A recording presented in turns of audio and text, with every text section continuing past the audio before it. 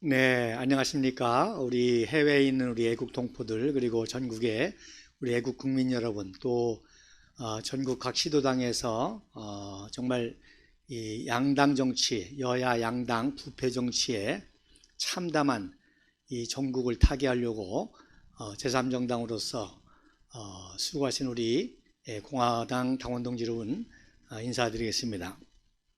특별히 제 방송은 매주 목요일 날 예정되어 있는데, 어제는 여러분 아시는 것처럼 청주시 상당구 시의원 보궐선거에 또 우리 당원 동지들이 많이 활약하시기 때문에 우리 공화당 라이브가 거기에 가서 촬영하는 관계로 오늘 방송을 하게 됐습니다.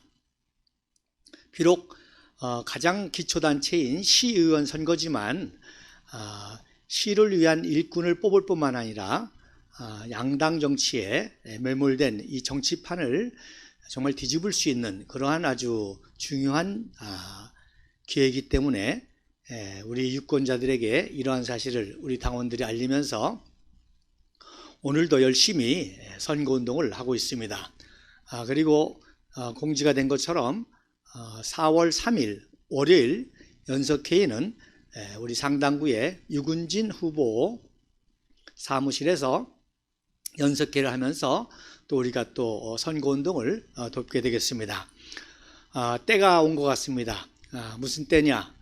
78년 동안, 광복 이후 78년 동안 이 좌우 대결, 이념 대결, 체제 대결, 북한의 공산주의 독재 정권, 그리고 거기에 사주와 영향을 받는 남한 내의 종북 좌파 정권, 이들이 결국에는 탄핵을 하고 불법적으로 정권을 탈취해서 5년 동안 나라를 망가뜨렸다가 우리 공화당의 5년 동안의 그 처절한 투쟁을 통해서 일단 정권을 교체했습니다마는 완전한 그야말로 종북 좌파를 척결하고 또 거기에 동조했던 배신 야합 세력, 의장 보수 세력도 척결하고 정말로 온전한 자유민주주의 대한민국, 또 북한의 3대 세습 공산 정권까지도 무너뜨리고 자유통일을 이룰 수 있는 그러한 때가 곧 온 것 같고, 그 때를 위해서 우리 공화당이 지금까지 투쟁해 왔고 또 앞으로도 그런 역사를 감당할 중요한 때가 왔다는 것을 말씀드립니다. 여러분 방금 전에 보신 영상 VOA 보이스 오브 아메리카에서 이승만 박사가 영어로 한 연설인데, 제가 지지난주에 이거에 대해서 강연을 했는데 이번에 국부 이승만 박사의 148회 생신을 맞이해서 우리가 대대적으로 정식 집회에서 기념식을 거행하면서 이 영상을 공식적으로 오프라인에서 집회에서 이제 방영을 해 주었습니다. 그래서 이제 8분짜리 영상이기 때문에 시간 관계상 집회 때는 이제 다 듣지 못했는데, 여러분 아시는 것처럼 보수파의 정론 방송 중에 하나인 아시아투데이에서 그것을 중계하다가 그 영상에 굉장히 감동을 받고 연락이 왔습니다. 그 원본을 좀 주면 자기네들이 방송을 하겠다. 그래서 모든 자료를 넘겨줬더니 아시아투데이에서 아마 최초로 이런 방송에서 우리 공화당을 인용한 그 자막과 함께 이 보이스 오브 아메리카 영어 방송을 생중계로 방송을 해줬습니다. 이것도 아주 고무적인 일 가운데 하나입니다.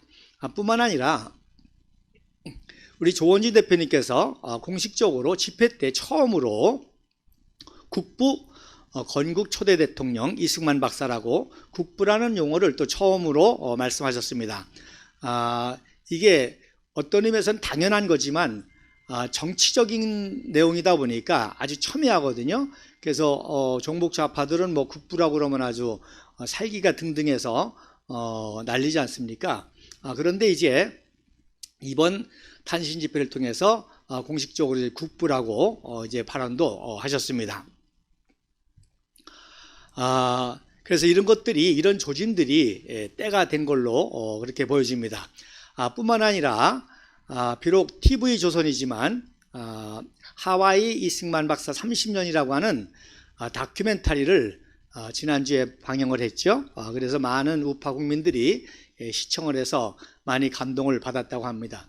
이렇게 이승만 박사의 중요한 일생의 한 부분을 다큐멘터리로 또 방송한 것도 정말로 오래간만이고, 또 거기에 많은 우파 국민들이 또 반가워하고 또 시청을 했습니다.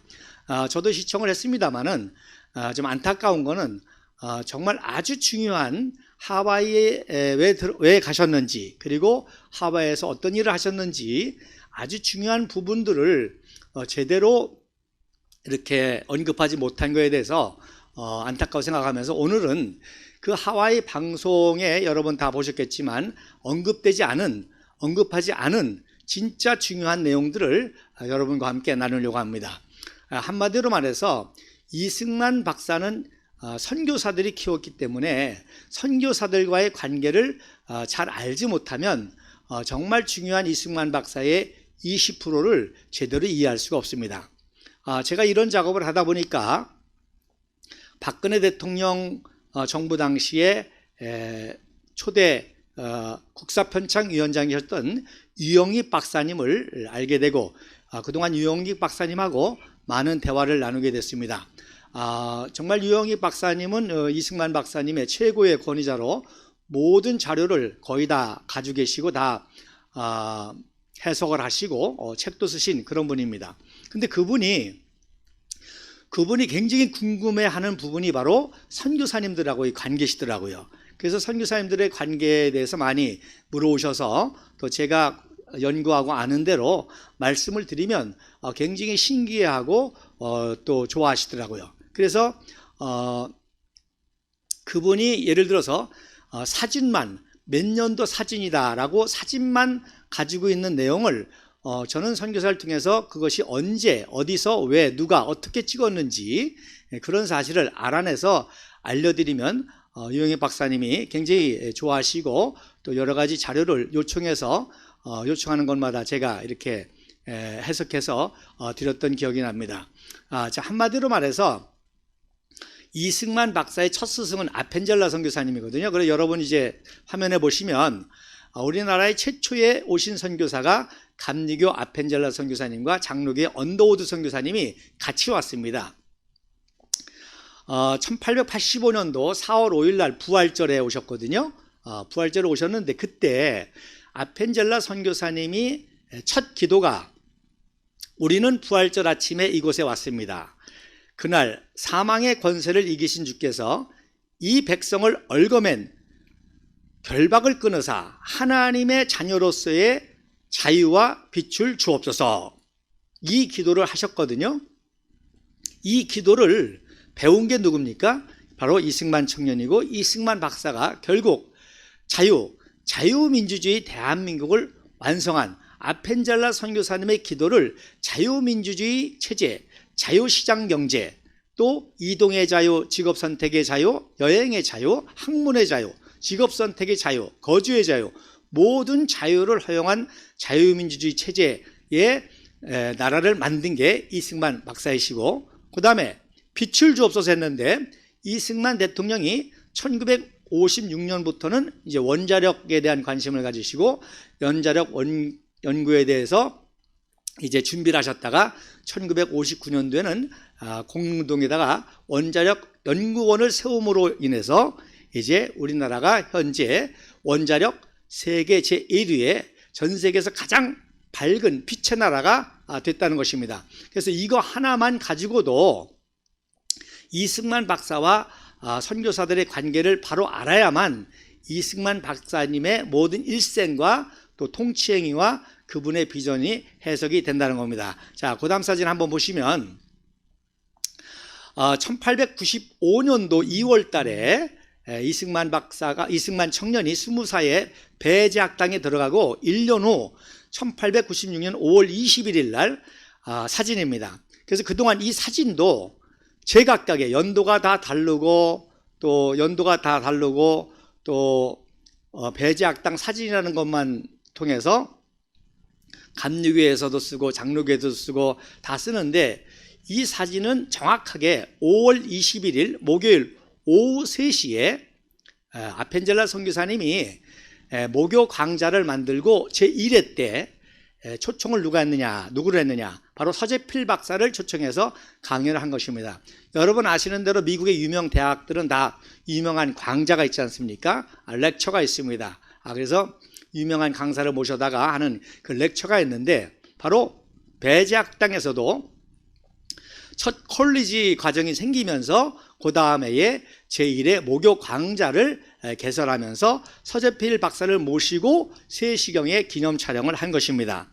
그래서 사진에 보시면 그 당시 이제 교사면서 학생회장 역할을 했던 이승만 청년이 개량 한복을 입은 모습이 보이고요. 그리고 가운데 중절모자 쓴 분이 바로 서재필 박사고, 그 오른쪽에 있는 분이 바로 허버트 선교사입니다. 허버트 선교사님은 그 당시에 이제 관립중학교라고, 지금의 경기중학교 교사도 같이 했던 분이십니다. 그래서 이때는 이승만 청년이 기독교인이 되지 않고 기도를 듣고 배우기만 했죠. 그래서 본인이 기도는 하지 않고 기도를 듣고 배웠는데, 역시 그때 배운 기도가 바로 아펜젤라 선교사님의 첫 기도가 아닐 수 없죠. 그래서 빛과 자유, 자유와 빛에 대한 개념을 이제 이승만 박사가 청년 시절부터 이제 품게 되었던 거죠. 또 하나, 많은 분들이 오해하는 것이 선교사들이 키웠으니까 이승만을 목사나 무슨 선교사로 키우려고 했다는 오해를 많이 합니다. 그런데 모든 선교사들이, 우리 대한민국만 특별하게 미국에서 온 아펜젤러 언더우드라는 모든 선교사님은 특이하게 한국에 기독교 복음만 전하고 교회만 세우려고 온 것이 아니라, 이분들에게는 특별한 비전이 있었는데, 무슨 비전이냐? 바로 동양의 최초로 미국과 같은 자유민주주의 국가를 세우겠다고 하는 그런 비전을 동시에 가졌습니다. 그랬는데 와서 보니까 이승만이라는 청년을 만났는데 너무너무 천재거든요. 그러니까 이승만을 통해서 장차 국가 지도자를 세우고, 그리고 조지 워싱턴과 같은 미국의 국부와 같은, 그래서 대한민국을 미국과 같은 자유민주주의 국가를 세우는 그런 국가적인 인물로 키워야 되겠다. 그렇게 해서 이승만 청년을 그때부터 키운 겁니다. 그래서 많은 분들이 그 종복잡하도 말할 것도 없이 이승만이가 선교사와 목사가 되려고 했는데 정치 지도자가 됐다. 전혀 다른 겁니다. 애초부터 선교사들은 이승만 청년을 당대의 아시아의 최고의 천재로서 조지 워싱턴과 같은 그러한 국가적인 인물로 키우고, 특별히 미국과 같은 나라를 동양에 세우겠다는 그런 비전으로 한 것이죠. 그래서 이때 이제 스크랜턴 선교사가 보고서를 쓰는데, 당연히 배제학당이라는 이름도 고종 황제가 줬잖아요. 그러니까 고종 황제에게 매년 보고를 썼었는데, 스크랜턴 선교사가 뭐라고 보고를 썼는 거니? 이승만이라는 청년이 당대의 최고 천재가 우리 학교에 왔는데, 이제 우리가 잘 키워서 장차 국가 지도자로 키워서 조정에 보내겠습니다라고 하는 선교 보고서가 나옵니다. 자, 그 다음에 이제 그러다가 이승만 청년이 언제 기독교인이 되고 언제부터 기도를 하게 되냐? 우리가 아는 대로 1899년 1월 9일 날 최초로 이제 대역죄 엮여서 체포를 했다가 선교사들이 이제 이승만 청년의 그 오해를 풀어서 석방을 시켜오려고 했는데, 감옥 안에 있던 이승만 청년은 그런 내용을 전혀 모르고 최정식과 서상대에게 꼬임에 빠져가지고 1월 30일 월요일 날 이제 총기를 휴대하고 탈출하죠. 그래서 이것도 이승만의 배제학당 친구인 주시경이 권총을 전해줬다는데, 그것도 전혀 잘못된 내용입니다. 주시경하고 전혀 관계없고 서상대의 인친척이 이제 총기를 들여왔죠. 자, 어쨌든지 간에 그래서 1월 30일 날 총기를 휴대하고 탈출했다가 곧바로 현행범으로 체포되는 바람에, 이때는 이제 현행범이잖아요. 감옥을 총기를 가지고 탈출했기 때문에, 그래서 무기징역수로 이제 감옥에 갇히면서, 또 중재수기 때문에 그동안에는 서서문 구치소에 있다가 이제 한성 감옥이라고 군인들을 수용하는 중재소에 들어가게 됩니다. 그래서 1899년 2월 2일경 박근혜 대통령 생일이시기도 하고 제 생일이기도 한데 2월 2일경 이제 한성 감옥에 들어가서 거기서 이제 회심을 하게 됩니다. 그래서 거기서 정말 어이없이 현행범으로 체포돼서 무기징역수가 되니까 그때 이제 아펜젤라 선교사님한테 들은 기도가 생각이 나서 처음으로 기도를 드리죠. 하나님, 내 영혼을 당신께 맡기나이다. 그리고 이승만 청년은 이때부터 나라와 민족을 사랑했고 개혁했던 그런 인물이기 때문에 추가적으로 하나님, 내 나라와 내 민족도 당신께 맡기나이다. 그래서 그렇게 기도를 하고 났더니 이제 그때 굉장한 구원의 감사와 감격과 평안과 환희를 체험하고 이제 기독교인으로 거듭나게죠. 그 소식을 듣고 이제 선교사님들이 너무너무 기뻐해서 이제 1월 22일, 특별히 이제 2월 22일이 조지 워싱턴의 생일인데, 그래서 미국의 선교사들은 이제 이승만 청년의 회심일을 2월 20일로 지키게 되는 것입니다. 그래서 그때부터 이승만 청년이 이제 감옥에서 기도를 하기 시작합니다. 이때부터. 근데 이때부터 이승만 청년이 평생 66년 동안 돌아가실 때까지 3가지 기도 제목을 가지고 기도했는데 3가지가 똑같습니다. 그래서 항상 이때부터 기도했던 게 첫 번째, 하나님, 먹을 것과 입을 것과 거할 것을 일용한 의식주를 주시니 감사합니다. 그 다음에 이제 두 번째가 하나님, 나에게 특별한 사명을 주셨는데 그 사명을 감당할 지혜와 능력을 주시옵소서. 그리고 세 번째로 하나님, 우리나라와 민족도, 우리 한민족, 우리 한반도, 우리 민족도 그 당시에 선진국의 대표가 미국과 영국 아닙니까? 그래서 미국과 영국과 같은 그런 선진국이 되게 축복하여 주시옵소서. 이것이 평생 기도 제목이었습니다. 그래서 이제 왼쪽에 있는 사진은 1903년도 사진인데, 이 1903년도 사진인데 유영익 박사도 1903년도 사진이라고까지밖에 몰라요. 그리고 여기에 나온 사람들은 이제 그 당시 당대 인물들이기 때문에 이름들은 다 이제 역사책에 다 나옵니다. 가운데 앉은 분이 이제 월남 이상재 선생님이시고요. 이 사진이 언제 찍었냐? 바로 1903년 2월 22일 날 찍은 겁니다. 언더우드 선교사님이 회심 4주년 기념으로 옥중에서 예배를 드리고 기념 촬영을 한 것이죠. 그래서 회심 4주년 기념 사진이고, 그리고 강원다리가 마침 병보석으로 출소하는 날이고, 또 감옥에서 월남 이상재가 청년 이승만 청년의 놀라운 그런 아주 그 기적적인 삶의 모습을 보고, 특별히 1902년도에 콜레라가 돌았는데 그 콜레라를 돌봐주면서 시체를 수습하고 환자를 돌봤는데 오히려 수많은 사람이 죽어나갔지만 그걸 돌보던 이승만 청년이 살아나는 모습을 보고, 야, 이거 정말 하나님이 살아계신 그런 증거구나. 그래서 이 월남 이상재 선생이 기독교인으로 회심하게 됩니다. 그래서 그 회심 기념 사진이기도 합니다. 그래서 이렇게 유영익 박사님에게 해석을 해드리니까 깜짝 놀라시더라고요.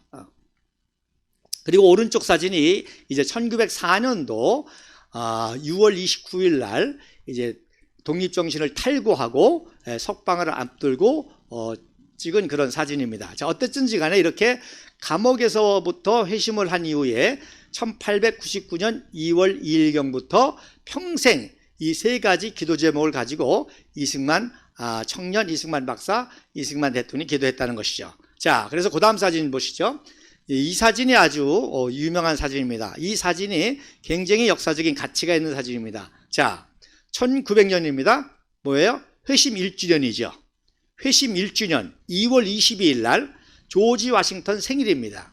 이때 감리교 선교사들이 이게 이제 정동 선교부거든요. 배제학당의 정동교회 체프였던 그 선교부에다가 대형 성조기를 걸어놓고 지금도 미국의 대통령 날로 지킵니다. 2월 20일 날은 미국의 가장 중요한 국가기념일로 독립기념일과 함께 건국기념일과 함께 미국의 대통령 날로 지키는 날이 2월 22일 날인데, 이승만 청년 회심 1주년 기념식을 한 것이죠.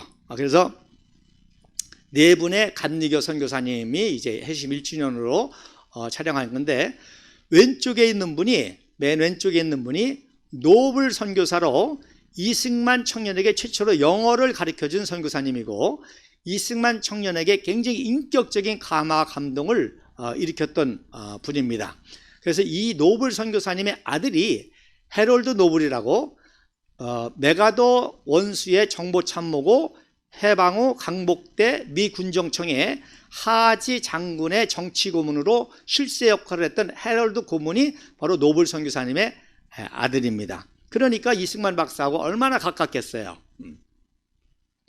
또 재미난 이제 에피소드가 있는데, 여러분 아시는 것처럼 이승만 박사가 박사학위를 받고 와서 YMC 학감으로 일하다가 일제가 이제 이승만이를 죽이려고 조작한 사건이 백오인 사건 아닙니까? 그래서 그 백오인 사건 때문에 선교사들이 이승만만을 살리려고 1902년도 3월 26일 날 이제 미국으로 망명을 시키죠.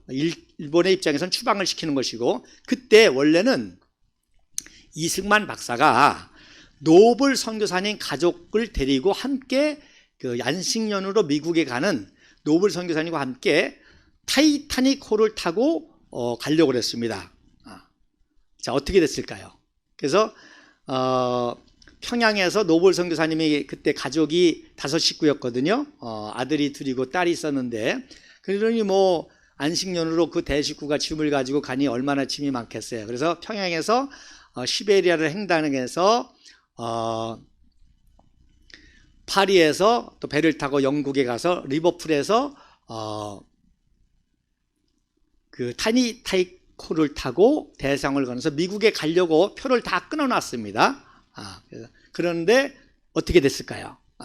다음에 말씀드리겠습니다. 자, 그럴 정도로 노블 선교사님이 이제 중요한 분인데, 그래서 평양에 있는 교인들이, 평양 시민들이 노블 선교사하고 이승만 박사가 타이타닉 호를 타고 간다고 소식을 들었거든요. 그런데 타이타닉 호가 침몰됐다고 하니까 노블 선교사가 죽은 줄 알고 평양에 있는 교인들과 시민들이, 야, 예수 안 믿는다, 어떻게 그렇게 훌륭한 선교사님을 타이타닉 사고로 돌아가실 수 있게 하느냐, 그래가지고 평양이 충격에 빠져가지고 신앙을 다 포기하고 막 절망적이었습니다. 근데 나중에 알고 보니까 노블 선교사님이 살았다고 하니까 더 기적으로 여겨가지고, 그래서 그때부터 그 유명한 동양의 예루살렘이라는 이름이 바로 노블 선교사님이 그 목회했던 평양 남사는 교회입니다. 그게 남사는 교회입니다. 그 남사는 교회가 지금 바로 평양 인민대학습당, 여러분 아시죠? 김일성 광장 뒤에 맨날 주석단에서 손을 들고 있는 바로 그 뒷건물이, 초록색 녹색 지붕의 건물이 인민대학습당인데, 그 자리가 바로 노블 선교사님이 홀 선교사가 함께 개척했던 평양 남사는 교회고, 거기서 이승만 박사가 부흥회도 인도했던 교회입니다. 자, 어쨌든 노블 선교사님이 바로 있고, 그 다음에 그 옆에 있는 선교사가 벙커 선교사인데, 이 벙커 선교사는 이승만 박사에게, 이승만 청년에게 애국가를 제일 먼저 가르쳐준 분입니다. 그래서 우리가 지난 우리 합창단이 불렀죠, 옛날 애국가. 그 옛날 애국가를 만든 분이 바로 이 벙커 선교사님입니다. 그래서 작사는 윤치호 장로가 했고, 그 윤치호 장로가 작사한 그 가사에다가 바로 선교사들이 제일 먼저 한국에 와서 불렀던 노래가 스코틀랜드의 민요인 올드랭 사인이라는 노래 유명하시죠? 그 특별히 제야의 종소리 때 많이 부르는 노래가 그 노래인데, 그 노래에다가 이제 또 찬송가 가사를 입혀가지고 전부여 의지 없어서, 그 찬송이 이제 영국과 미국에서 또 제일 유명한 찬송인데, 그 찬송이 또 선교사들이 한국에 와서 제일 먼저 가르쳤기 때문에 그 찬송과 곡조가 익숙하니까 거기에다가 그 가사를 맞춰가지고 처음으로 벙커 선교사님이 배제학당 이승만 청년에게 가르쳤습니다. 그래서 이승만 청년에게 국가의 개념, 국기의 개념, 또 애국가의 개념, 이런 개념들을 가르쳐준 분이 바로 벙커 선교사님이십니다. 그리고 그 옆에 앉아 계신 여자분이 바로 노블 선교사님의 이제 부인이신 매티 여 선교사님이십니다. 그리고 그 오른쪽에 계신 분이 바로 완볼트라고 장로교 의료 선교사가 새로 와서 같이 촬영을 했고, 그 다음에 이제 조지 워싱턴 장군, 독립전쟁의 영웅인 미국의 건국의 아버지인 조지 워싱턴 장군의 부인 의상을 입은 분이 아펜젤라 선교사님 부인이십니다. 그리고 그 오른쪽에 계신 분은 누구시겠어요? 네, 그렇죠. 아펜젤라 선교사님입니다. 그래서 조지 워싱턴 장군의 복장을 입고 독립전쟁의 장군의 모습으로 이렇게 아펜젤라 선교사님이 의상을 입고 찍었고, 그 다음에 오른쪽에 계신 분이 바로 존슨 선교사님으로, 이분이 바로 이승만 청년에게 자유민주주의가 뭔지, 미국의 정치 체제와 미국의 역사, 이런 것들을 가르쳐준 분이 조지 허버 존스 선교사님이십니다. 이분이 이제 하와이에 제일 먼저 자기네 교인인 인천 내립교회 교인들을 중심으로 해서 하와이의 사탕수수 농장 인부를 1902년도에 보내서 하와이에 한인이 맨 처음에 가게 되게 만든 분이 이 존슨 선교사님입니다. 그러니까 하와이와 한국인과 첫 인연을 맺어주신 분이기 때문에 하와이의 이승만 박사를 이해하려면 이 존슨 선교사님을 알아야 되는 거죠. 그러니까 이런 거를 일반 학자들은 전혀 모르니까 이번에 하와이 30년 다큐멘터리를 굉장히 만든 것 같아도 수박 겉핥기식의 핵심을 제대로 파악하지 못하는 그런 다큐멘터리가 되는 겁니다. 자, 그래서 다시 한번 이 사진이 얼마나 이거 국보급 사진이죠. 그러니까 한 청년, 21세의 조선의 한 청년, 21세의 조선의 한 청년이 감옥에서 회심했다는 그 회심 사건이 얼마나 이 선교사들에게는 위대한지, 즉 미국의 조지 워싱턴과 같은 그런 인물을 키운다고 하는 기독교 선고만큼이나 똑같은 가치가 있는 그러한 역사적인 사건이기 때문에 회심 제1주년 촬영을 한 것이고, 아까 이미 보셨듯이 이제 언더우드 선교사님이 안타깝게 1902년도에 선박 사고로 군사나 어청도에서 선박 위장 사고로 순국하십니다. 여러분 세월호에 대해서 여러분 아시죠? 위장 전복 사고 아닙니까? 그거와 똑같이 일제가 선박 위장 사고로 이제 순교를 하십니다. 그래서 나중에 이것도 시간이 되면은 역사를 밝혀야 되는데, 그래서 언더우드 선교사님은 아펜젤라 선교사님은 시체가 없어요. 거기서 이제 수장됐으니까. 그래서 아까 보신 묘는 가모인 것입니다. 그래서 아펜젤라 선교사님이 돌아가시니까 그 다음부터는 누가? 바로 언더우드 선교사님이 장로교 선교사님들이 또 전적으로 이승만 청년을 돕게 됐던 거죠. 자, 그 다음 사진 보세요. 자, 그러다가 이제 1904년도 8월 9일 날 한성 감옥에서 추록한 사진입니다. 그래서 이 사진도요, 다 각각이에요. 여기 오른쪽에 그 모자 쓰신 분이 있죠? 사파리 모자 쓰신 분, 이분이, 그러니까 우리가 역사라는 것도 그렇고 또 우리가 선입관이라는 것도 그렇고, 감리교 선교사님 눈에는 이분이 누구로 보이겠어요? 아펜젤라 선교사로 보입니다. 장로교 선교사님들은 이 사람이 누구로 보이겠어요? 언더우드 선교사로 보입니다. 그래서 감리교 선교사들은 언더우드로 였고, 아펜젤라로 였고, 장로교 선교사님들은 언더우드로 였고, 또 일반 또 사학자들은 헐버트 선교사로 엮습니다. 그래서 그러다 보니까 무슨 문제가 생기느냐? 아펜젤라 선교사님은 1902년도에 돌아가셨잖아요. 그러니까 아펜젤라 선교사님하고 엮으려니까 어떻게 돼요? 감옥의 면회 사진이라고 그렇게 얘기를 하죠. 근데 이 장면은 면회가 아니라 어떻게 죄수하고 면회를 밖에서 합니까? 그리고 여러분 보시는 것처럼 1903년도에는 이미 쇠사슬을 언더우드 선교사님이 차고서는 만났는데, 그러니까 이렇게 컨퓨즈가 되는 거예요. 엉터리가 되는 거예요. 장로교 선교사님들은 그래서 아니다, 이거는 언더우드 선교사가 면회하는 것이다. 근데 여러분 보시는 것처럼 이거는 면회 장면이 아니지 않습니까? 이 사진은 정확하게 바로 누구냐? 바로 세브란스 병원장인 에이비슨 선교사가 그 당시 이승만 청년의 주치의 역할을 했거든요. 말씀드린 대로 콜레라 사태가 났을 때 에비슨 선교사님이 처방전을 다 이승만 청년에게 주면 이승만 청년이 그걸 가지고 감옥에서 이제 처방전을 하고 했기 때문에 에비슨 선교사가 마중 나오는 장면입니다. 그러니까 1904년도 8월 9일 날 마중 나오는 장면입니다. 자, 그런데 여기서 이제 아주 놀라운 결정적인 사건이 있습니다. 허버트 선교사가 또 이승만 청년 때 시절부터 아까 여러분 배제학당 모교 광자 사진을 보셨겠지만 그래서 지금도 모든 감리교 학교는 모교 광자가 아직도 있습니다.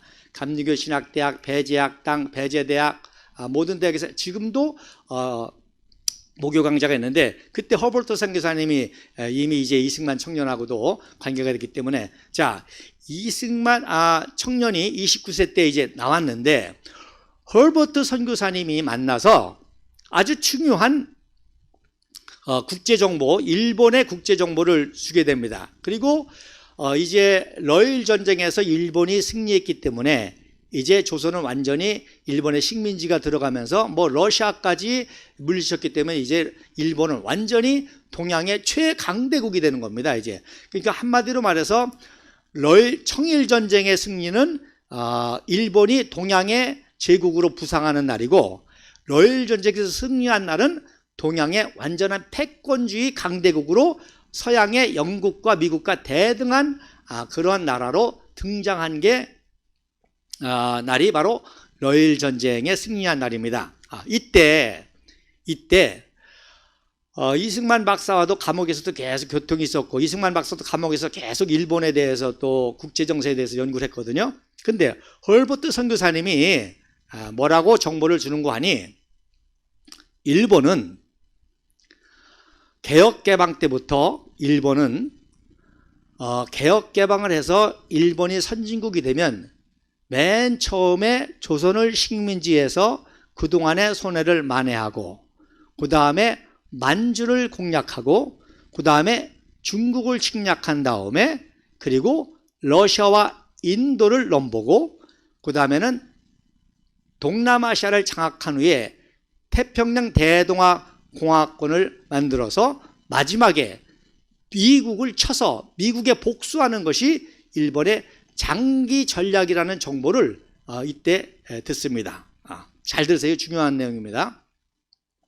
일본은 이미 그러니까 명치유신할 때부터요. 이제 뒤에 제가 또 설명하겠지만 1868년도 명치유신할 때부터 일본 제국 다 국가적인 비전이 있지 않습니까? 우리가 우리공화당을 만들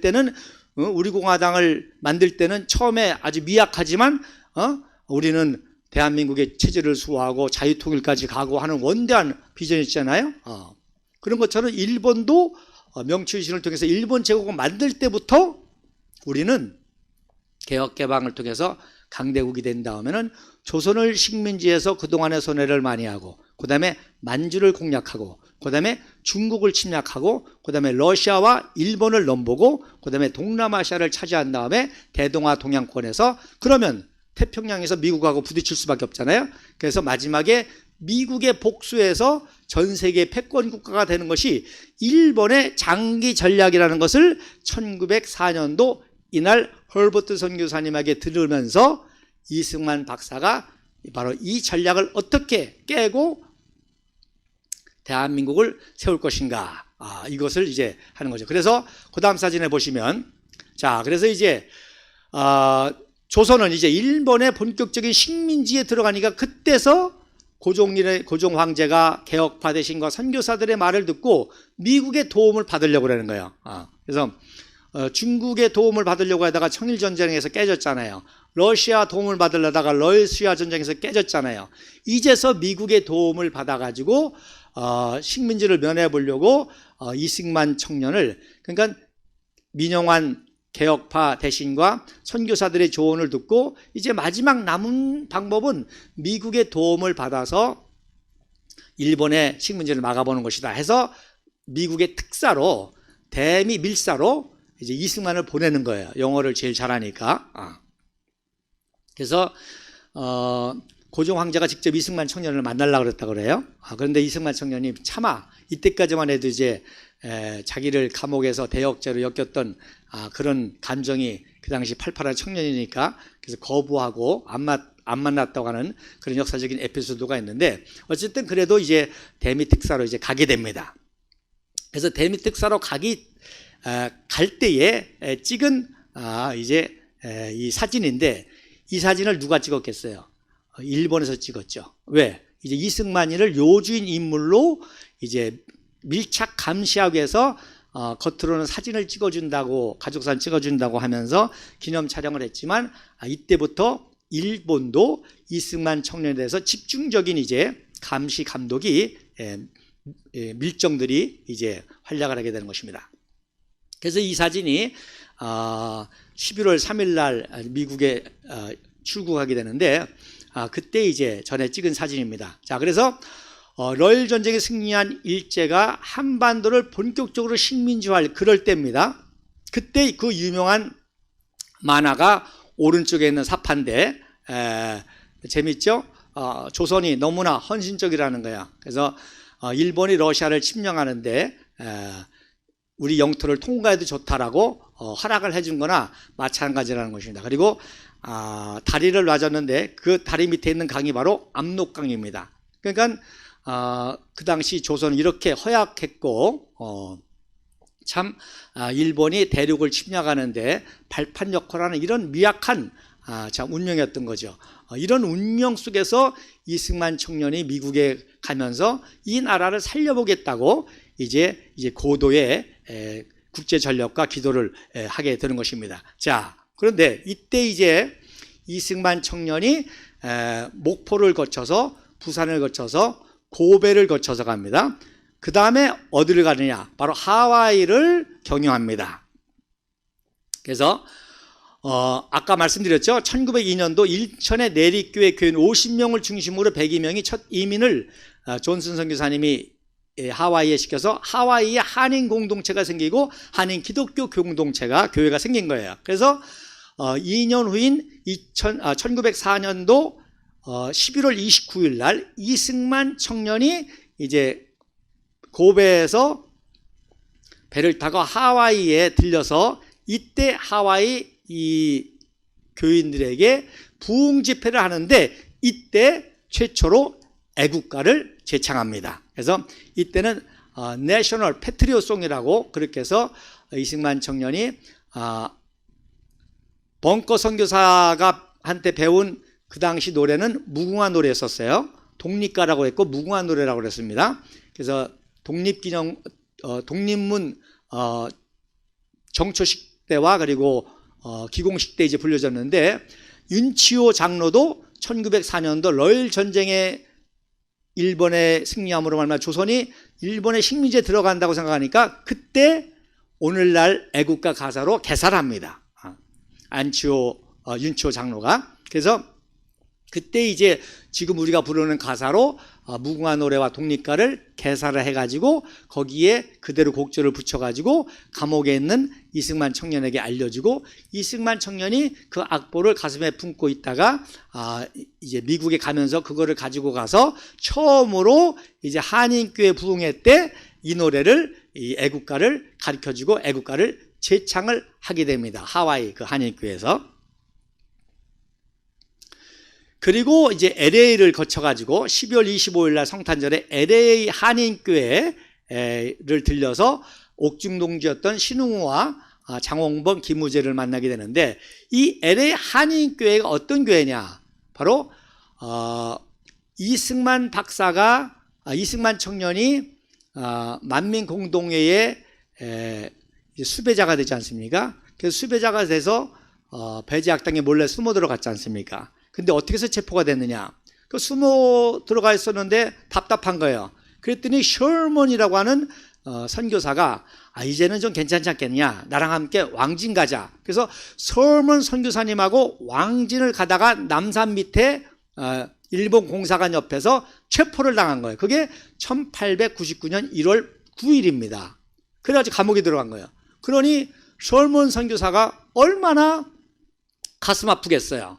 그래서 솔몬 선교사가 옥중 바라지를 하다가 그 다음에 병으로 돌아가십니다. 그러니까 가족들이 몸이 약해가지고 너무 병이 약해가지고 이제 LA로 이주를 합니다. 그 이주해서 돌아가십니다. 그러니까 그 부인이 LA 한인교회를 개척한 게 바로 LA 한인 최초의 교회 LA 한인교회입니다. 그 교회를 방문한 거예요. 그래서 이승만 청년이 방문했을 당시의 사진을 구할 수 없어서 1905년도에 이제 존슨 선교사가 미국의 안식년 가면서 하와이를 들렸을 때 그 하와이의 교우들하고 사진을 찍은 것입니다. 그러니까 이 교회에서 1년 전에 이승만 청년은 애국가를 부르고 밤새 집회를 했죠. 그래서 존슨 선교사님 아까 말씀드렸죠. 존슨 선교사님이 이승만 청년에게는 이제 자유민주주의 개념, 그리고 현대국가의 개념, 그리고 국제정세 이런 것들을 이제 가르쳐 줬던 분입니다. 그리고 거기 옆에 사진이 이제 LA 한인교회에서 신흥호와 만난 사진인데 맨 왼쪽에 이승만 청년이고 항상 이승만 청년은 태극기가 있죠. 태극기. 그래서 태극기 뒤에 개양된 모습인데 이제 곤자가 위로 올라가 있는 그런 애국가 모습을 볼 수가 있습니다. 자, 그 다음에 1905년도 1월 1일 날 이제 워싱턴 DC에 도착을 했습니다. 워싱턴 1일에 도착해서 부활절 이후에 4월 23일 날 30세의 이때 이승만 청년이 이제 세례를 받게 됩니다.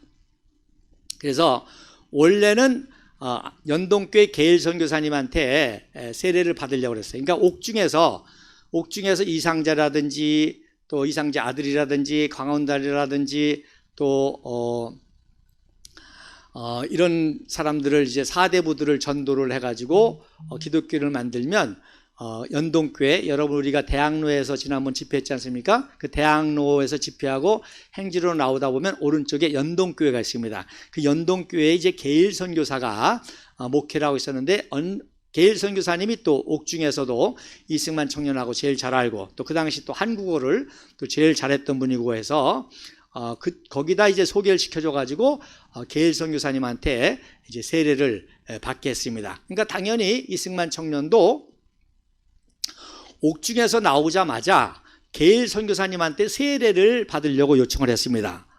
근데 여기서 너무나 감격적인 사건이 이제 나옵니다. 자, 이승만 청년이 계일 선교사에게 세례를 달라고 그랬더니 계일 선교사님, 여러분의 입장이라면은 얼마나 좋아요. 아니, 이승만이라고는 대천재 청년이 나한테 세례를 받는다. 내가 세례를 준다. 굉장히 영광이잖아요. 그런데 계일 선교사님이 나는 당신에게 세례를 줄 수 없다. 세 가지 이유 때문이다. 세 가지 이유를 얘기해요. 첫째, 당신의 첫 번째 그리고 진정한 스승은 아펜젤라 선교사다. 그렇기 때문에 내가 당신에게 세례를 주면 천국에 가서 아펜젤라 선교사님의 낯을 볼 면목이 없다. 둘째, 당신은 조선에 와 있는 모든 선교사님들의 열매인데 내가 당신에게 세례를 줘서 당신에게 세례를 줬다고 하는 그 영광을 나 혼자 차지할 수가 없다. 당신은 모든 선교사, 언더우드, 게일, 존슨 선교사, 벙커 선교사, 허버트 선교사 모든 선교사의 열매이기 때문에 내가 그 영광을 차지할 수 없다. 놀랍죠? 그 다음에 세 번째, 당신은 조선의 유일한 희망이기 때문에 조선을 독립시키고 조선을 기독교 국가로 만들어야 될 미국 같은 나라에 될 그런 국가적인 인물이기 때문에 내가 워싱턴에 있는 커버넌트 프레스비테리언 처치 이 교회의 햄린 목사님에게 소개시켜 줄 테니까 이 선교사님한테 세례를 받으라. 그래서 미국의 이 커버넌트 장로교회, 이게 워싱턴 DC에 있는 아주 유명한 교회 중에 하나인데 일명 대통령 교회라고 그래요. 그러니까 미국 역대 대통령들이 이 교회에서 예배를 보기 때문에 역대 대통령이라고 하는 그런 아주 유명한 교회인데 그 당시에 최고 영적 지도자인 햄린 목사님이 이 교회를 담임하고 있었는데 이 햄린 목사님한테 세례를 받아서 미국의 정치, 경제, 학계, 문학의 모든 면에 최고의 인맥을 형성해야 된다. 이 교회에서 세례를 받아서 이 교회를 중심으로 미국의 최고의 그 엘리트 집단, 정치뿐만 아니라 경제, 학계 이런 데 인맥을 형성해야 되기 때문에 이 목사님한테 세례를 받으라. 그래서 세례를 거부한 거예요. 그리고 이제 세례 추천서를 써줬죠. 이 한민선교사에 받으라고. 게일 선교사님이 쓴 추천서는 딱 두 마디입니다. 이 청년은 faithful, 신앙심이 있는, 그리고 earnest, 정직한 청년입니다. 그래서 딱 두 마디예요. faithful and earnest. 그렇게 추천서의 내용이 딱 두 가지입니다. 그래서 이 교회에 와서, 그래서 이제 미국에 와서 4월 23일 날 30세 때에 자기의 생일 한 달 후죠. 그리고 부활절 즈음에 이 교회에서 세례를 받는데, 이 왼쪽에 있는 분이 바로 햄님 목사님이시고, 그 가운데에 있는 게 세례를 받았던 그 본당이고요. 그 당시 본당이고요. 오른쪽이 그 당시 교회입니다. 근데 이 이후에 이제 불탔기 때문에 이 사진을 이제 그래서 중요한 건데, 놀라운 거는요. 1947년도 10월 15일 날 미국의 트루먼 대통령께서 이 교회가 너무너무나 유명한 교회이기 때문에 국가기념 장로교회로 지정을 합니다. 그래서 미국 대통령이 취임식을 한다든지 취임 예배를 본다든지 이런 예배를 하는 그런 교회로 그러니까 참 이승만이라고 하는 인물을 연구하면요, 이승만의 삶의 자체는 다 역사입니다. 다 역사. 세계사적인 역사. 우리 민족사적일 뿐만 아니라 세계사적인 역사인 거예요. 그러니까 이 교회에서 대한민국의 대통령이 나온 거 아닙니까? 더 놀라운 거는요. 더 놀라운 거는 지난주에 제가 강의했죠. 1952년도 12월 달에 아이젠하워 당선자가 당선자 신분으로 한국에 왔잖아요. 그때 이승만 박사를 만났잖아요. 그 이승만 박사하고 여러 가지 대화 중에 이승만 박사가 이제 당신 세례 받았냐? 그랬더니 세례 안 받았대. 그래서 세례 받으라고 그럽니다. 그래가지고 아이젠하워가 1953년도 2월 달에 대통령의 이 교회에서 취임을 하고 5월 달에 이 교회에서 세례를 받습니다. 재밌죠? 이승만 청년은 여기서 세례를 받고 대한민국의 대통령이 되고, 아이젠하워는 대통령이 되고 이 교회에서 세례를 받게 됐습니다. 이런 인연이 있습니다. 참 놀라운 일이 아닐 수가 없습니다. 자, 그래서 이 교회에서 이제 세례를 받아서, 그래서 감리교인이지만 장로교에서 이승만은 또 세례를 또 받게 됩니다. 자, 그 다음 사진 한번 보시죠. 자, 그래가지고 이제 이승만 청년이 조지 워싱턴 대학교에 다니면서, 오른쪽에 조지 워싱턴 대학교에 다니면서 특사로서 이제 루즈벨트 대통령을 만나게 됩니다. 루즈벨트 대통령을 만나는데, 이때는 이미 가스라 테프트하고 비밀 조약을 맺어서 일본의 조선 식민지를 허용하고 필리핀의 미국植民지를 상호 인정한다고 하는 가스라 테프트 비밀 조약을 맺을 때입니다. 그러니까 이런 것도 모르고 참 이승만 청년은 혹시나 해서, 또 조선의 고종 황제라든지 이런 사람들은 루즈벨트를 만나는데 그야말로 뭐라고 그럴까요? 쇼를 한 거죠. 근데 놀라운 거는요, 이것도 이제 또 비밀입니다. 이때에 루즈벨트 대통령의 군사 고문 장교가 누구였느냐? 누구였겠어요? 메가더입니다. 그래서 이때부터 메가더를 알게 됩니다. 그래서 루즈벨트 대통령을 만나려고 하다가 그때 메가더가 육군 대위로 그 미국 장교 보좌관으로 있으면서 메가더를 이제 이때 또 알게 되는 놀라운 역사적인 또 기적이 있게 됩니다. 그래서 7월 29일 날 이미 가스라 테프트 비밀 조약이 맺어졌는데 8월 4일 날 뉴욕의 사가모어 힐이라고 하는 여름 백악관 별장에서 루즈벨트 대통령을 면담을 했습니다. 나중에 알게 됐죠. 이제 1905년도 뭐가 있어요? 조금 있으면 11월 달에 을사늑약이 되지 않습니까? 그러니까 일사늑약이 되자마자 이승만을 미국에 보내고 이승만에게 장학금을 줬던 민영환 대감이 자결을 합니다. 자결이. 그래서 이 민영환 대감이 마지막 희망으로 이승만을 특사로 보내가지고 미국에 보냈더니 결국에 뭐예요? 미국에 뒤통수 맞은 거 아니에요.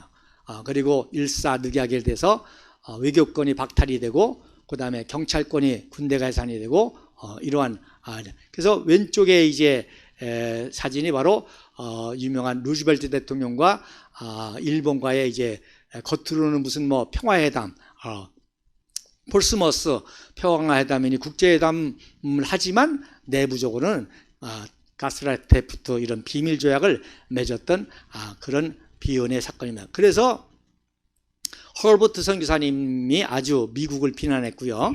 자기의 조국이지만 미국이 너무 치사하다. 미국이 너무 비인간적이다. 그래서 아주 헐버트 선교사님이 굉장히 흥분했고 결국 마지막 헤이그 밀사 작전까지 고종 황제의 밀명을 받아가지고 가다가 일본에 추방을 되는 게 이제 헐버트 선교사가 되는 것입니다. 그래서 이제 첫 번째 이승만 대통령의 국제 외교적 절망을 이제 겪은 게 이때가 되겠습니다. 자, 그래서 여러분 루즈벨트 대통령이 얼마나 우리 조선과 우리 국민들을 참 속이고 또 안타까워했는지 자기 딸이 앨리스가 결혼했거든요. 그래서 앨리스의 신혼여행을 이때 일본과 조선을 방문하게 됩니다. 그랬더니 조선에서는 루즈벨트가 우리 딸까지 신혼여행을 우리나라에 보내면서 하니까 우리나라의 그 일빈 식문지를 막아줄래나 보다. 루즈벨트가 도와줄래나 보다. 그래서 루즈벨트 대통령 딸 신혼여행 일행들을 대대적으로 환영을 했죠. 그래서 이 사진이 그 유명한 일명 슬픈 태극기입니다.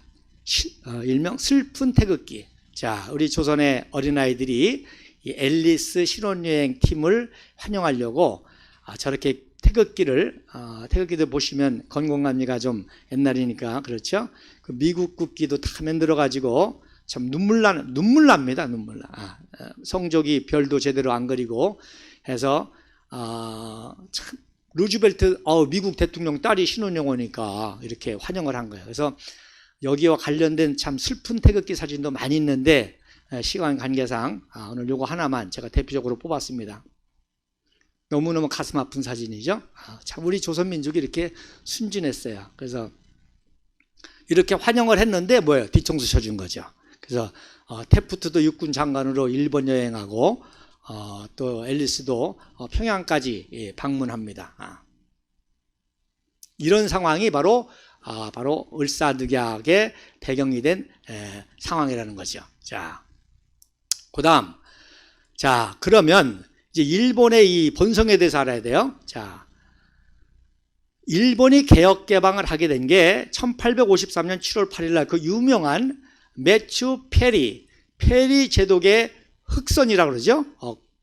구로훈해라고 이 철갑선, 증기선, 목선만 보던 일본 사람들이 증기선을 보고 너무 놀래가지고 그 증기선을 흑선이라고 그랬어요. 그래서 구로훈해라고 그랬는데 이 네 척의 증기선을 가지고 우라가라는 항에 와서 이제 막부를 개항시키는데 그 우라가가 지금의 이제 요코하마에 있는 미치람대 해군기지 요코스카 항이 바로 여기입니다. 그래서 이때 일본이 이제 개혁 개방을 하게 되죠. 그래서 일본의 입장에서는 그야말로 불평등 조약으로 최초의 이제 국가적 수치로 미국의 이런 압력에 의해서 개혁 개방을 맺는 그래서 일본을 이해하려면 이걸 이해해야 됩니다. 그래서 이걸 이해해야 아까 말한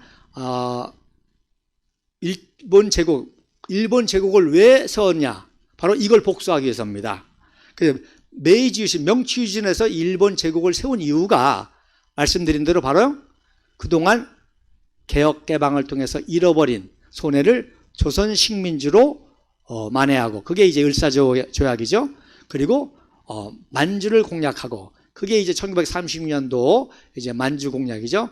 그 다음에 1937년 중일전쟁, 그 다음에 태평양 전쟁, 그 다음에 어떻게 돼요? 마지막 태평양 정쟁. 그래서 진주만 기습을 통해서 미국과 정면 대결해서 미국에게 복수하는 것이 일본의 건국의 어떤 의미에서 이념이었던 거예요.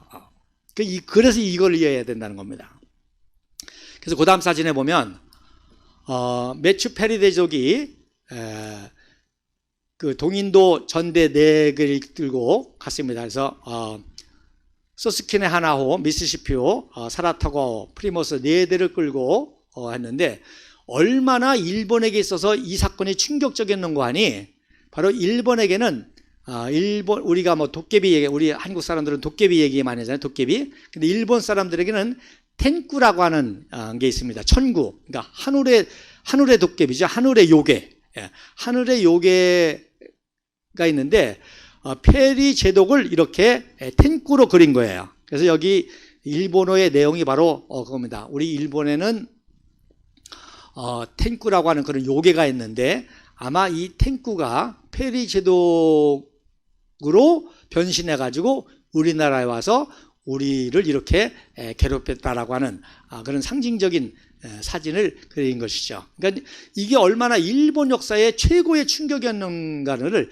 여러분 아셔야 됩니다. 그래서 이 충격 때문에 결국 태평양 전쟁을 일으킬 수밖에 없었던 거고, 그 다음에 이제 중요한 거는 헐버트 선교사하고 이승만 청년이 이때부터, 그러니까 아까 말한 1904년도 미국 갈 때부터 결국에 이렇게 슬픈 태극기, 이렇게 허약한 조선이 독립하고 나라를 세울 수 있는 방법은 딱 하나라는 거예요. 뭐예요?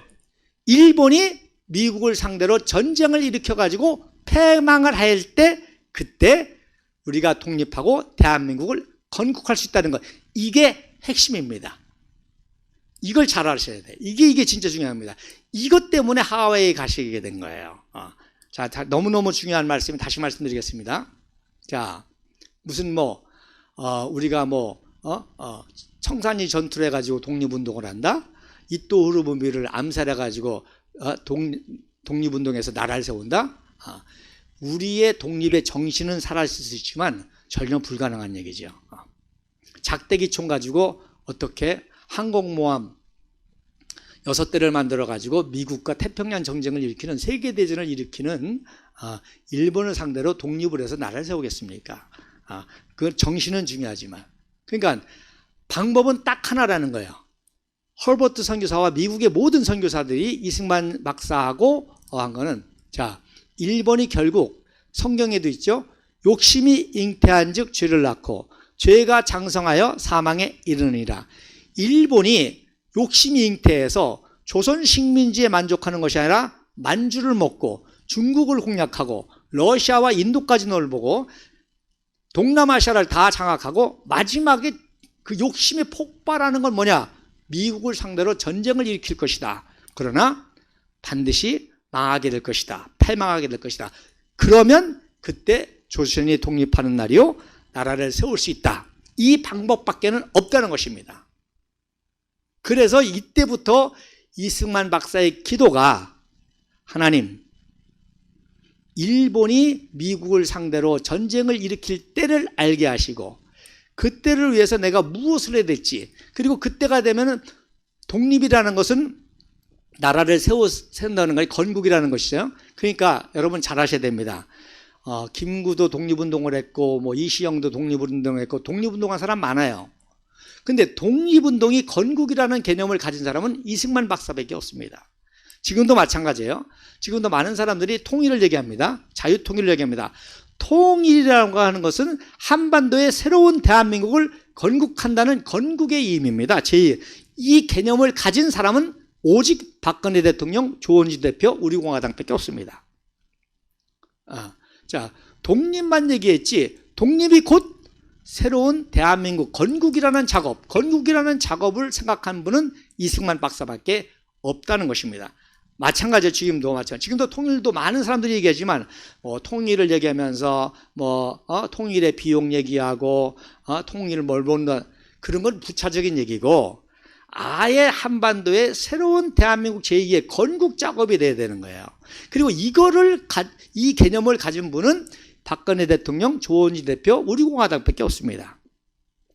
그래서 이승만 청년은 이때부터 하나님, 우리가 독립할 때, 즉 일본이 전쟁을 일으켜서 패망할 때를 알게 하시고 그때를 위해서 내가 뭘 준비해야 될지, 어떤 나라를 세워야 될지, 어떻게 대한민국을 해야 될지 그런 준비를 해야 될 것을 가르쳐 주옵소서가 이때부터 그야말로 광복 때까지의 기도 제목이었던 거죠.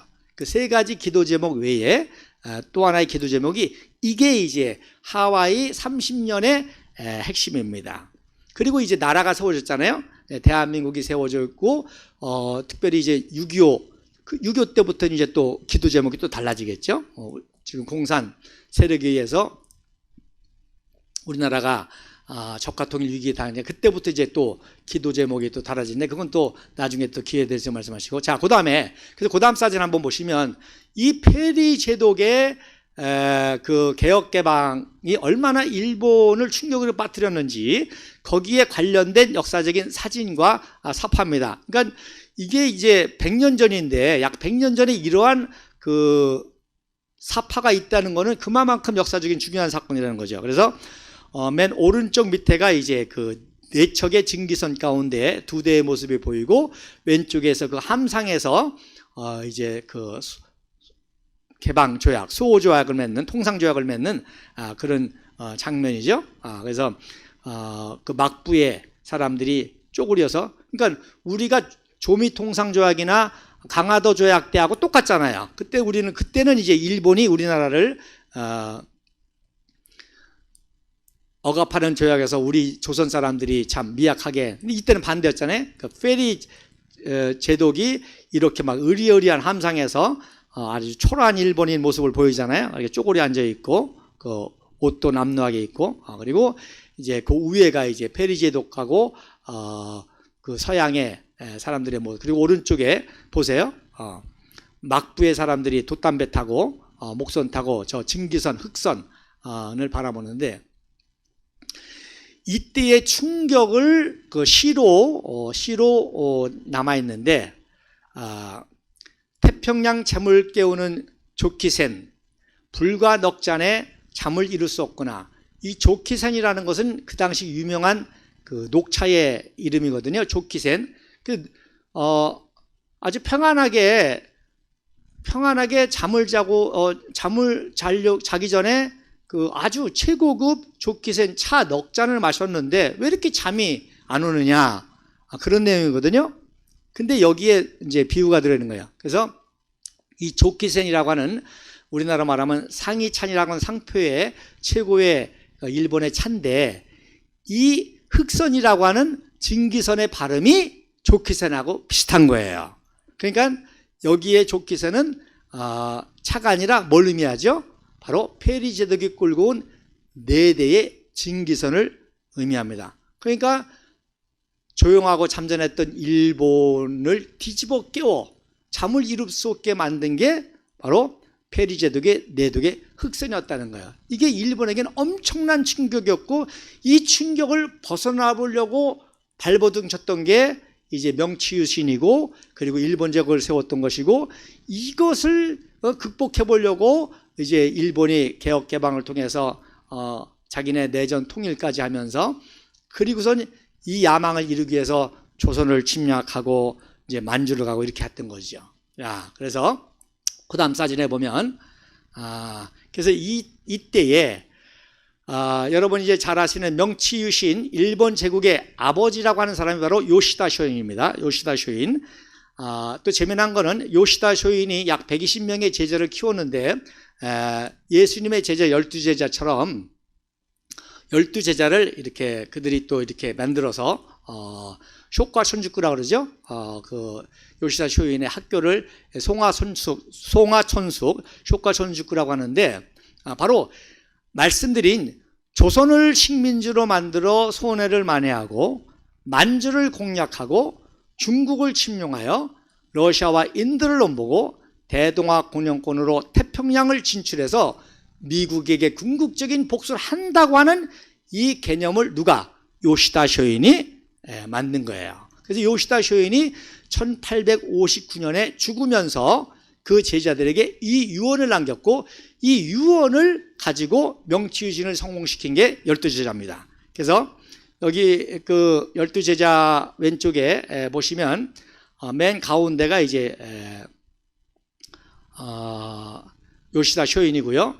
그리고 위에 이제 네 사람이 기토 기요마사 또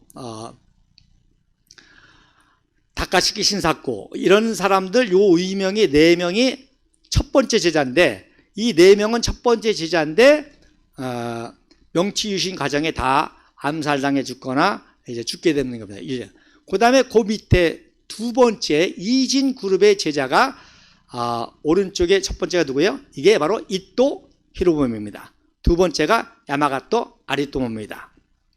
그래서 제가 열받는 게 이진 제자들한테 조선이 먹혔다는 게 제가 열받는 거예요.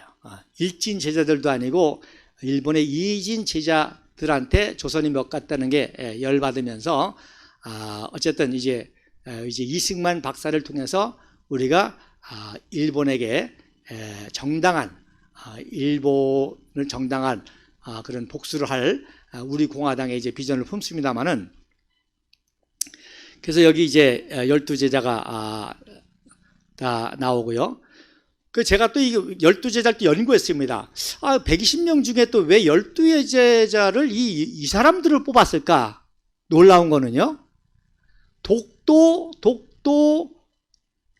그 전력하는데 앞장섰던 사람들이 들어가요. 그래서 맨 밑에 시나가라는 사람이 있는데 이 시나가라는 사람 별거 아닌 사람이거든요. 근데 이 사람이 들어갔을까 조사해 보니까 이 사람이 하나의 번에 도지사쯤 되는 사람이기 때문에 뭐 이토유노 보면은 초대 총리잖아요. 야마가타 리토모도 뭐 이 사람도 총리고 또 산전유명도 있고 그런데 들었으니까 이 사람이 독도의 그 공략하에 실무자 역할을 했더라고요. 그래서 들어갔구나. 자, 어쨌든지 간에 그래서 이 요시다 쇼인이 아까 말씀드린 그 페리 제독에게 놀래가지고 야 우리도 저런 나라를 만들어야 되겠다고 해서 페리 제독에 밀항을 하려고 하다가 잡혔어요. 그래서 그 당시는 막부 시대에서는 번이라고 그러죠. 번에서 번만 이동해도 사형을 당하는데 이거는 뭐 외국에 밀항까지 하려고 했어요. 페리선 저 증기선을 타고 외국에 나가려고 그랬으니까 완전히 사형감이잖아요. 그래서 요시다 쇼인이 잡혀서 사형 당하기 전에 3년 동안 가리킨 게 그러니까 그 송화천숙입니다. 쇼카션주급입니다. 그래서 3년 동안 가리킨 거예요. 3년 동안 죽기 전에 감옥에 있으면서 그리고 59년도에 이제 참수해서 죽게 되는데 그때 참수해서 죽었을 때 그 이토 히로부미가 비밀리에 가서 그 목 시체를 수습한 게 이제 이토 히로부미입니다. 그래서 요시다 쇼인의 동상이 일본에 제일 많이 있겠죠. 미국의 조지 워싱턴과 같이. 그래서 여러분 유명한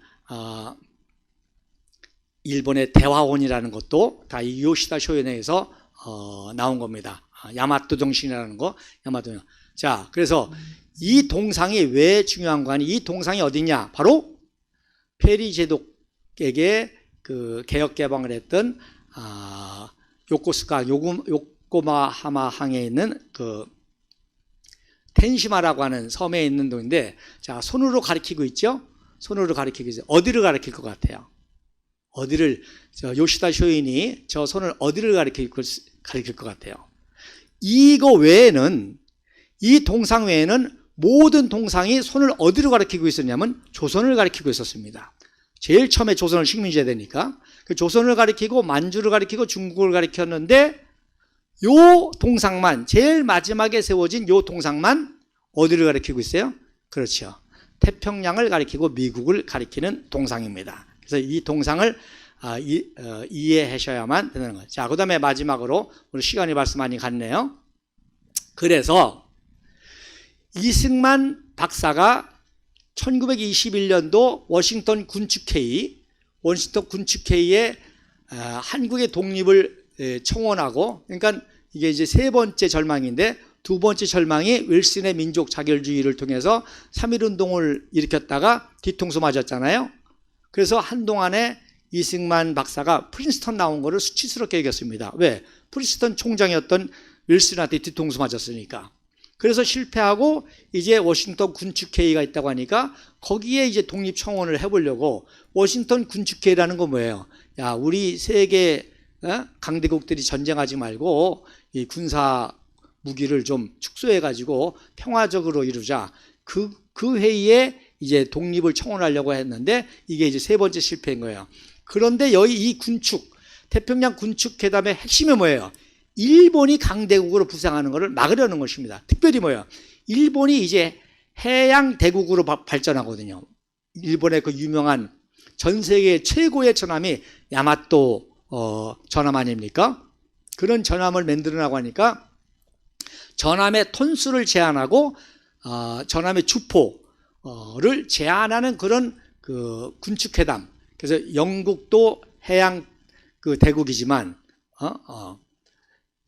그 영국을 넘어서고 있거든요, 지금 일본이. 그리고 미국도 이제 새로운 강대국으로 부상하고 하니까 그 일본을 잘하지 못하게 일본을 그 군축을 하려고 이렇게 죽이려고 했던 게 그게 태평양 군축회담이거든요. 그러니까 이승만 대통령은 이승만 박사는 쉽게 얘기해서 상해인종 대통령은 조선을 독립시키면은 일본이 그런 야망을 못 꾼다. 동북아시아의 평화, 또 태평양의 평화를 유지할 수 있다. 이런 이제 국제 전략적인 논의를 해서 통립을 했는데 뭐 안 들어주죠.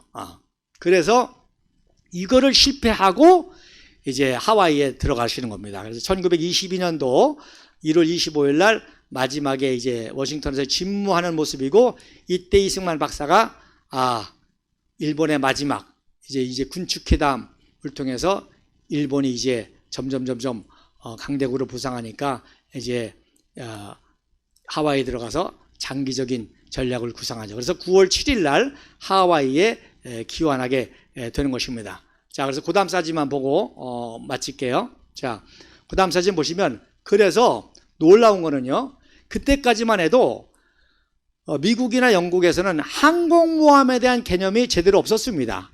그러니까 이 전함, 야마토호와 같은 엄청난 일본의 전함의 톤수를 제한하고 포를 제한하는 거에만 관심을 가졌던 거예요. 그래서 35,000톤으로 제한하고 16인치로 제한하는. 그런데 그때 일본은 이미 이런 태평양을 장악해서 미군하고 맞짱을 떠야 되니까 항공모함이 필요하다는 개념을 가지고 세계 최초로 항공모함을 만든 게 일본입니다.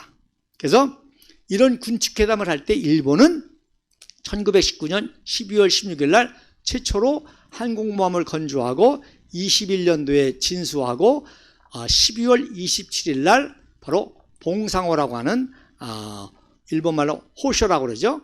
나르는 불사조라고 하는 호쇼를 건조하게 되는 겁니다. 그러니까 미국과 영국이 뒤통수 맞은 거죠. 그래서 전함만 군축회담을 했는데 일본은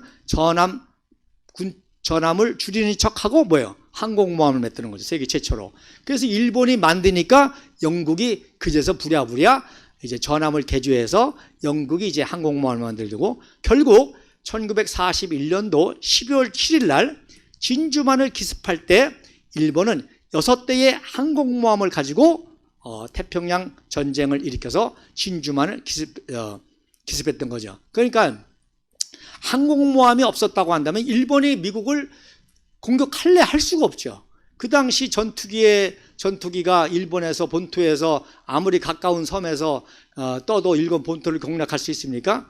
그러나 이제 항공모함을 통해서 진주만까지 가서 근접해가지고 공격을 할 수 있는, 미국을 공격할 수 있는 그런 작전이 항공모함 때문에 나오게 된 것이죠. 그래서 이때 미국의 항공모함도 6대였습니다. 그런데 2대는 대서양 전쟁에 나가고 진주만에 4대가 있었던 거예요. 이승만 박사가 결론적으로 말씀드리면 하와이에 왜 갔냐?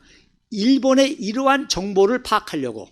그래서 일본의 이러한 언제쯤 일본이 미국을 공략할 것인가 하는 그런 미군의 해군력뿐만 아니라 미국의 일본의 정치, 경제 움직임 이런 것을 파악하기 위해서 일본에 들어갔던 거고, 일본이 미국을 공격할 이때가 언제입니까? 그때가 어떤 날이에요?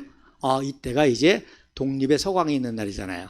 그러니까 이승만 박사의 부의호의 연설이 여기와 딱 들어맞는 거예요. 이제 독립의 서광이 왔더니 일본이 욕심이 잉태하여 드디어 태평양 전쟁에 일으켰는데 불벼락을 맞아서 패망할 것입니다. 패망하는 날 우리 조선이 독립을 하고 대한민국을 세울 수가 있었던 거죠. 그래서 4대 항공모함이 진주만에 있었고 6대의 항공모함으로 공개했는데, 더 놀라운 거는 이러한 정보 공작을 이승만 박사가 다 했습니다. 그러니까 무슨 뜻이냐? 계속 진주만에 대한 상황을 비밀리에 일본 측에다가 비밀리에 이렇게 흘려가지고 일본으로 하여금 태평양 전쟁을 일으키려는 오판을 하게 만드는, 오판을 하게. 그리고 미국 측에다가는 당연히 일본이 전쟁을 일으킬 것이라는 걸 계속 알려줬죠.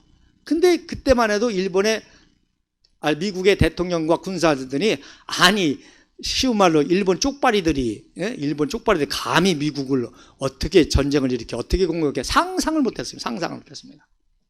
그래서 계속 진주만 측에다가도 미국에다가도 일본이 전쟁을 일으켰기 위해서 아무리 알려줘도 안 들었고, 또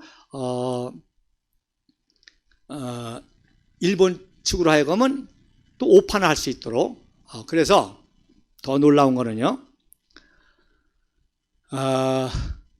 야마모토 이소로쿠가 전쟁을 반대했습니다. 이 전쟁이라는 것은 장기전이고 국가전이기 때문에 야마모토 이소로쿠는 하버드 대학교 출신인데다가 미국에 무관했기 때문에 미국의 역사 모든 걸 다 알기 때문에 우리가 전쟁에서 절대로 이길 수 없습니다. 반드시 패합니다. 근데도 일본 대본영에서 전쟁을 이제 결정하니까 할 수 없이 이제 전쟁에 참여하게 되고, 유일한 방법은 이제 진주만을 기습하는 것이다라고 해서 야마모토 이소로쿠가 전쟁 위반을 했죠. 진주만 모든 공습을 위반을 했죠. 그래가지고 이제 진주만 공습을 했는데, 그때 이제 진주만 공격을 해서 성공을 했습니다. 그 유명한 도라도라라는 거 아시죠? 도라도라를 해서 그 선봉대가, 이 선봉 장교가 나중에 이제 목사가 됐습니다만, 그 선봉 장교가 이제 무전을 치는 거예요. 야마모토 이소로쿠한테 우리가 이 진주만 공격을 성공했습니다. 그랬더니 야마모토 이소로쿠가 진주만 공격을 성공했다라는 말을 듣자마자 뭐라고 질문하는 거니? 항공모함은 묻는 거예요. 그랬더니 이 장교가 없는데요? 그랬더니 이소로쿠가 졌다 그랬습니다. 진주만 기습한 날 성공한 줄 알고 보고를 했습니다. 진주만 공격 성공했습니다. 그랬더니 야마모토 이소로쿠가 그 얘기는 안 듣고 항공모함은 물어보는 거예요. 없는데요? 졌다. 진주만에 4대 항공모함이 있었는데 이승만 박사가 어떻게 공작을 했는지, 한 대는 본토로 수리하러 갔고, 한 대는 대서양 전쟁 파견 나갔고, 한 대는 미드웨이 해전에 물건 주러 나갔고, 한 대는 갔다가 오는 중이었어요. 그러니까 항공모함이 없었던 거죠. 그러니까 항공모함 한 대도 폭발을 못 시켰단 말입니다. 그러니까 야마모토 이소로쿠가 졌다 그런 거예요. 이승만 박사의 천재성을 우리가 알아야 됩니다. 그래서 이런 놀라운 비사들을, 진정한 역사들을 우리가 알아야 얼마나 우리 대한민국이 위대한지, 또 이승만 박사가 위대한지, 우리의 비전이 얼마나 위대한지, 그리고 말씀드린 대로 이제 때가 됐습니다. 이 마지막 위대한 역사를 뒤집어서 종북좌파와 탄핵 세력을 다 싹쓸이하고 박근혜 대통령과 함께 자유보수우파, 자유민주주의 대한민국을 온전히 세워서 김정은까지 항복시켜서 자유통일을 이룰 날. 오늘 또 재미난 일이 있었는데, 여러분 김책 아시죠? 북한의 유명한 김책. 김책의 손녀가 탈북을 했는데 오늘 그 사람하고 어떻게 또 이렇게 알게 됐습니다. 그러니까 뭐가 때가 된 거죠. 그야말로 김일성 최측근이 김책, 그 김책 공업대학이 최초로 따발총을 만들어서 기습 남침을 일으켰던 그 공장이 김책공업대학 아닙니까? 거기에 손녀가 탈북해서 한국에 와 있을 정도입니다. 여러분, 우리 공화당 당원동지 여러분 소망을 가지시고, 우리 우파 국민들 소망을 가지시고, 우리 박근혜 대통령, 조원진 대표, 우리 공화당과 함께하면 이 역사를 뒤집을 수 있습니다. 그리고 그런 일환 중에 하나가 청주시에서 또 우리 이군진 후보가 이 썩어 빠진 양당, 종북좌파, 탄핵 배신 세력, 그야말로 정말 세상 말로 이가 갈리는 그런 집단이고, 제가 목사지만 처음으로 박근혜 대통령 탄핵을 당하시고 나라가 이렇게 되는 걸 보고 민영환 대감이 왜 자살했는지를 이해가 되더라고요. 너무나 절망스러우니까 민영환 대감이 자살했는데, 저는 탄핵 때 그걸 느꼈습니다. 어떻게 모든 대한민국이 다 이렇게 지식인, 언론방송, 황교안이까지, 김진태까지 어떻게 이럴 수가 있느냐. 그래서 정말 민영환이의 그런 심장이었는데 조원진 대표를 뵙고 우리 공화당 동지들을 뵙고 소망을 품고 지금까지 왔습니다. 힘내시고 승리할 수 있기를 바랍니다. 감사합니다.